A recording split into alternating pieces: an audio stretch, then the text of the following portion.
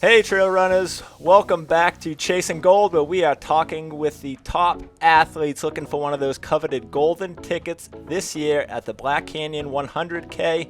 And if you have not heard, there are now 3 tickets up for grabs across the men's and female field. It's going to be fast, it's going to be fun. Joining us now is Anthony Costales from Utah. Anthony has won the U.S. Trail National Marathon Championships. He is a 2:13 road marathoner, and he is basically the king of Moab, winning everything under the sun down there. Welcome, Anthony.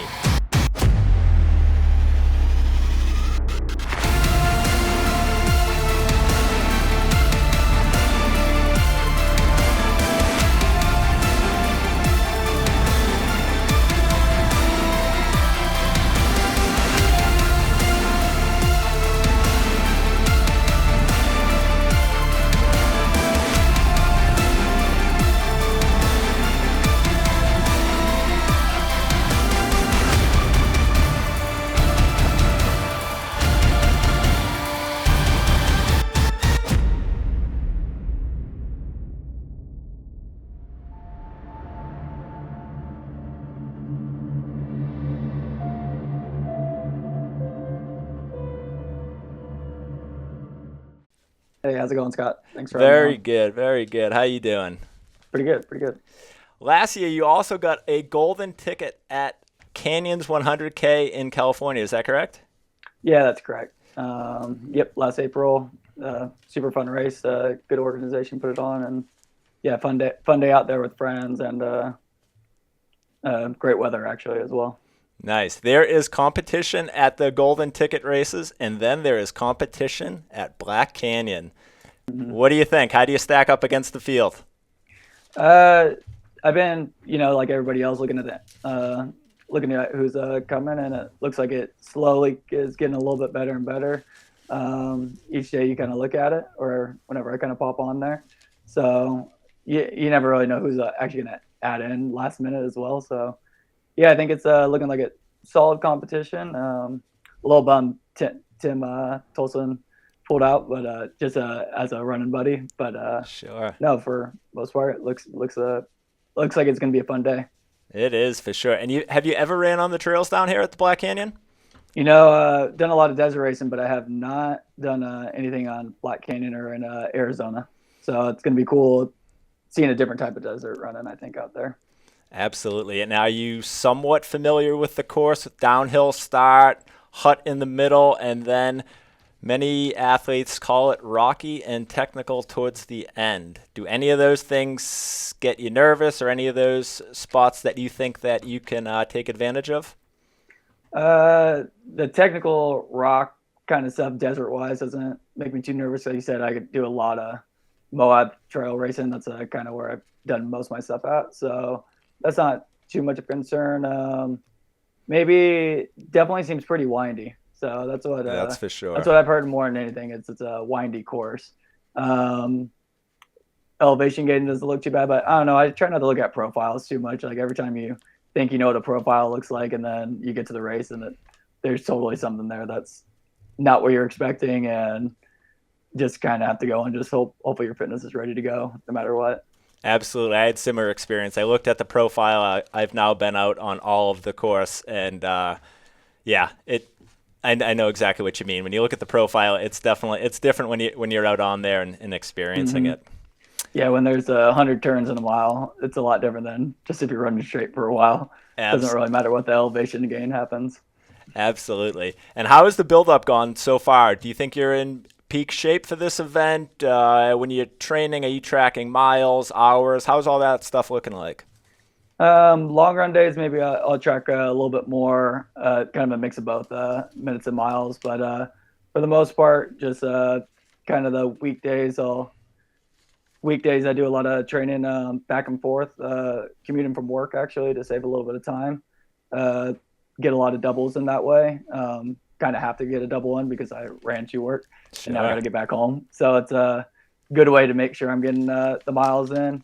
Throw in some workouts there, but yeah, or feeling like I'm in pretty good shape. Definitely, you always feel like there's times you've been in better shape, maybe, but Absolutely. More than anything, I've been healthy the whole time, and that's haven't had any real major setbacks or hiccups, and that's always better than being at the very top, having that good pace. So Absolutely. I yeah. have to imagine someone of your fitness level, if you show up to a race healthy, it's anything's possible. Okay. Um, and what about on race day? So what's the strategy? What's the fueling? What's the hydration? Are you someone that's trying to get in X carbohydrates per hour or X fluids per hour? Or are you kind of just seeing how you feel out there? I'm definitely not somebody that's tracking my calorie intake per hour. That's just something that I've never really dug into too deep. I just kind of take as much as I can, and that's comfortable. Have a few different hydration mix that I've used in the past that I enjoy, and kind of stick with the goos a lot. But when I get to those aid stations, just whatever kind of looks good at the moment, and taking those, whether it's a gummy bear or a peanut butter and jelly sandwich or Sure. whatever it is right at that time. So yeah. Sure. I end up chatting with a friend of yours, Jimmy Elam, and he basically Yeah. told me you may have a new strategy after a run with him where you ran over, met him, went for a run, and then had an emergency gas station stop for a 2-for-1 on Snickers to try to get yourself home. Do you remember this run? Oh yeah, that wasn't too long ago. I did a run. I ran from. So there's a cool trail system called the Bonneville Shoreline Trail in Salt Lake, and I met him there. But it's about 5 miles away from my house. But I was trying to get a few more miles in, so ran there 5 miles in, met him, and then we ran. Not like a crazy run, but it snowed the night before, and it just conditions made it a little bit harder than expected. And we got done, and I was just like, I was only a mile and a half away from the house, and I was like, I got a credit card, went into the gas station, saw the Snickers bar. I'm like, oh, I'll just grab that good deal, 2-for-1. I'll just eat half of it, and then ate half of it, and I'm running home like, I'm about to eat this next half, and then next thing I know, I went through 2 king size candy bars in like a mile and a quarter, mile and a half till I got home. So yeah, Nice. it was one of those days. But yeah, he's a great guy, good guy to train with when our schedules eventually meet up.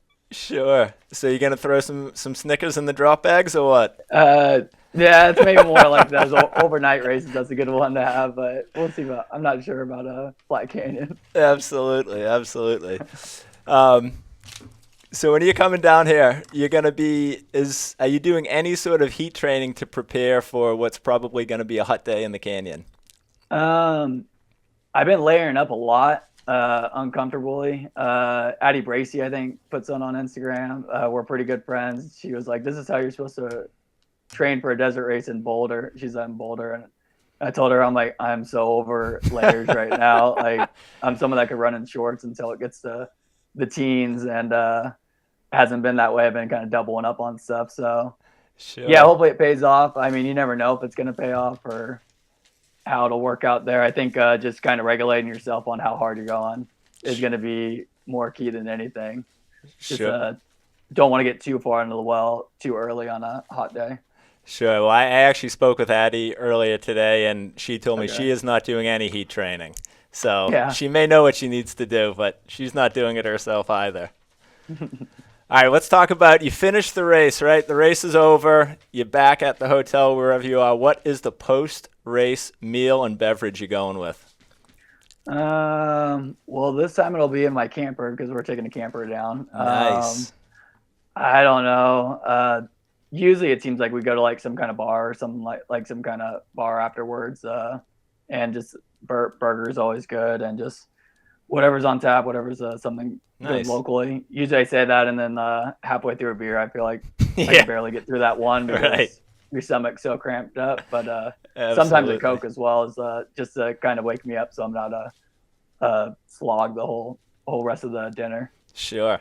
And what's the 2022 calendar look like, or is it all contingent on what happens here in February?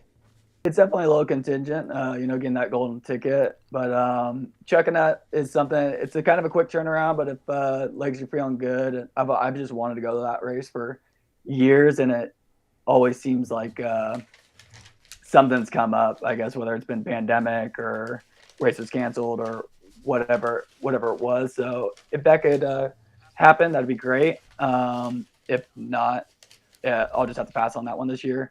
If no ticket, maybe I'll look into Labrado or something like that. Maybe overseas. Nice. Would be kind of a pretty cool backup plan, I guess. Would be the thought. I don't want to continuously chase for a ticket, like go to Canyons again for another one. I think I've seen a lot of people do that, and I think it's just too stressful just trying to get to one place, and then once you get there, you're probably not going to perform to that great anyway. I personally think, but that's a personal thing. Absolutely. Cool. We're going to hop into a quick 10-question fartlek round. And good. The first one is probably going to be related to your sponsor with Solomon. What sneakers will you be wearing on race day? We have something new coming out that I'm not sure if I'm allowed to wear yet. Oh! So we'll see if if not, probably not sure if I'll go one of our old S-Lab shoes, but yeah, I'm still kind of debating on that one. Nice. We might see a prototype out on the course. Who knows? Maybe a prototype. If not, just probably the S-Lab Ultra that I wore at Canyons would be the other one. Nice. Either one's great. So sure. All right, let's picture this. You win yourself a golden ticket. Who would you rather be handing that to, Gene Wilder or Johnny Depp? Johnny Depp, because he'd be fun to see his dramatics in a race, I guess. Nice. Grocery store guilty pleasure. What's one thing that's always going in that grocery cart that we should know about? That's always ice cream. Like some kind of ice cream, no matter what. Yeah. Nice. All right. You're walking onto the track on race day. You get to choose what song is blasting through the speakers as you walk out there. What's your coming on song? If it's like a place that's home, I like My House. Flow Rider, My House is a fun one. But some kind of NMM song maybe, because I'm a 90s kid that still thinks you can listen to that. Nice. How about coffee? How are you taking your coffee? I'm not a huge coffee drinker, actually. Oh, boy. Always joke around that I'm an adult that likes hot chocolate. All right. But yeah, not a huge coffee drinker. I kind of like saving my caffeine perk for race day for like other caffeinated ways. So sure. Any race superstitions? Being a huge baseball fan, surprisingly, no. Wow. No real like not that I could think of like offhand. All right. But I guess I'm pretty chill most of the time before race day. Big question here. Everyone wants to know. It's sunny down here in the desert. Shades or no shades on race day? Shades. Definitely. Shades, definitely. I'm with you. All right, race day breakfast. Is it always the same? If it is, what are you eating? It's eat as much as you can until you're almost uncomfortable to the start line, I think. Just so you got those calories. But maybe like some oatmeal. What else? Bagel. Sometimes some avocado toast. Sure. But get some of the sports drink in there, and usually I kind of pick out some kind of bar right before get to the start line. Cool. Favorite local trail in your state? Ooh, that's such a hard one. Favorite local trail? Probably something in Mill Creek, probably like a Grandeur Trail. Sure. I'd have to do that one. I'd have to put some bird in there. That's just a kind of a go-to classic that's close to us. There's a lot. There's a lot of good ones, but yeah, probably a Grandeur Trail. It has a couple thousand feet of bird and a few miles. Awesome. Last question, putting you on the spot. What place are you finishing the Black Canyon 100K in? Oh, I don't like to. Come on. Like that. I like to race, so I'm not going for top 3. I like to win, so I'll say it straight up. I like racing. Golden tickets are cool, but racing is what I'm there for. That's what you prepare for. Bragging rights are better than buckles. What I'll go for. Mm-hmm. Nice. Anthony, thank you so much for taking the time to chat with us. We will see you at the start line.